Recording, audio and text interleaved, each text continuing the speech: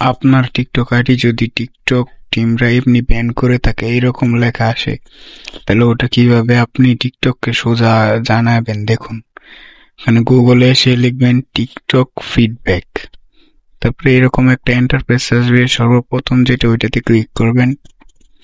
তারপরে দেখুন বিষয়, মানে আপনার রিপোর্ট করার বিষয় যেটা, ওইটা এখানে আপনি একটা দিবেন, আমি টিকটক বোনাস দিচ্ছি।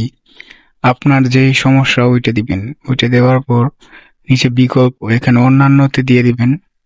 যেহেতু অন্যান্য সমস্যা থাকতে পারে, এজন্য অন্যত্র দিয়ে দিবেন। তারপর এখানে আপনার ইমেল দিতে হবে, চলমান ইমেল দিতে হবে, যাতে ওরা যোগাযোগ করতে পারে। আর ইউজার নেমটা, আপনার আইডির ইউজার নেমটা দিবেন। তারপরে এখানে আমি একটা লেখা লিখছি, এটা আমি আমার ডিসক্রিপশন বক্সে দিয়ে দিব, আপনারা ওইখান থেকে কপি করে নিন। আর এখানে কিছু ফটো আপলোড, মানে আপনার আইডিতে লগ ইন করলে যে ফটো, যে ইন্টারফেসটা আছে ওইটা এখানে দিয়ে দিবেন। আমি রেখেছি, এই দিয়ে দিলাম। এখন দুটাতে টিক মার্ক করে জমা করে দিন। বাস, জমা করে আপনার কাজ শেষ।